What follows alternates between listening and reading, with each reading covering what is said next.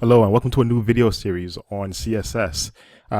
In this first video, we're going to briefly just talk about understanding what is CSS and how it intersects with HTML and what is the purpose of CSS.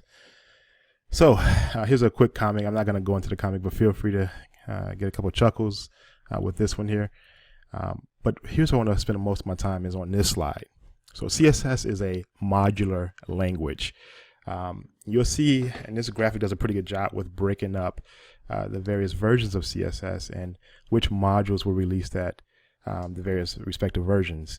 And so some of our earlier properties, such as the color and the font properties, the text properties, came along with CSS1. And so with each module, there's a number of different properties that get released. So the current version that we're on is CSS3. And there's been a number of different modules that have been released. With each module, like I said, there's a number of different properties that are released along with that module. And so here you have grid, you have CSS flexbox, where my mouse is hovering, and we're going to talk about some of those modules and some of the different properties that were released with those modules later on in these videos. Here is a list of all the different CSS properties. And so if you click on this list here and open a new tab here, they W3C is alpha, put them in alphabetical order. And if you want, you can just click on one of them here. Let's say, for instance, the background, which was one of those properties that I think was released in CSS1. And you can see it gives you an example of the syntax and how it's how to use that particular property, and also give you some definition and how to some definition surrounding that property here. So the background property is specifically classified as what we call a shorthand property, and a shorthand property allows you to specify multiple values for one property.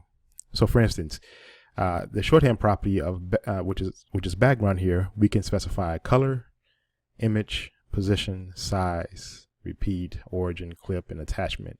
All of these can actually be specified in one statement for this entire declaration.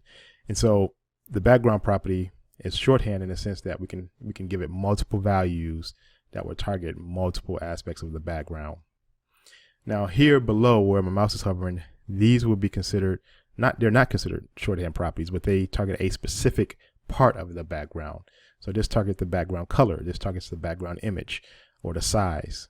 But again, a shorthand property, you can specify multiple values such as light blue, the image of the background, if that image is going to repeat or not, if it's going to be fixed and centered, and so forth.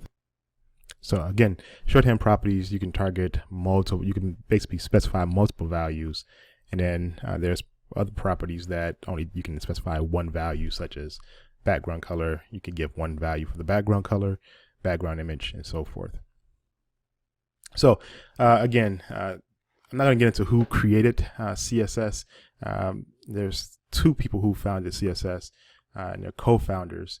But I would say definitely do some research on that. But the big thing here is just understanding really what are these various modules, what version that we're currently on, and then how are these various properties released to us. And they're released to us in this modular format. And we're currently on version CSS3. All right, in the next video, what we're going to do is we're going to, actually before we do that, take a look at this video. And it's put out by Codeorg, and they really kind of get into how CSS affects our HTML document, and then also talks a little bit about syntax of CSS. So pause this video, watch this video, and you'll see that how CSS actually affects our HTML code. And one of the things that it does is it gives us the presentation to our structured document. And so it brings about the beauty of our HTML code. So it has the color, it can add font weight, and it can make the text stand out and make it be bigger from others. But CSS is the language that beautifies our application. And last but not least here, let me actually say a few words about this slide here.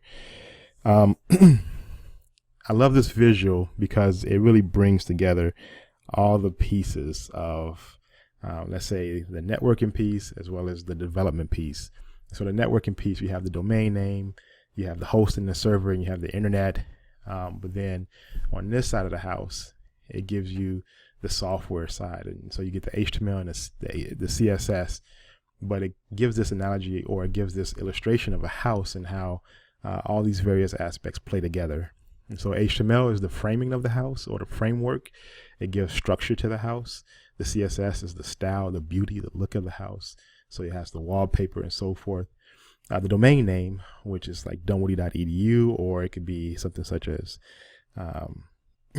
reacttees.com, which you will type in to get to the house, right? So this, every house has an address, but then the hosting is going to be the land that it sits on. The internet is the street, right? How we travel to that house.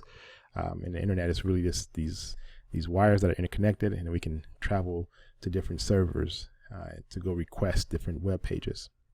And there's some other pieces here, but I'm going to end this video. Like I said, this is kind of just more of a brief introduction to CSS. CSS is the beauty, brings in the presentation part of our HTML document. And then in the next video, we're going to get into the breakdown of the syntax and what is a style rule, what is a declaration, and then the properties and the various values that we can specify for a style rule.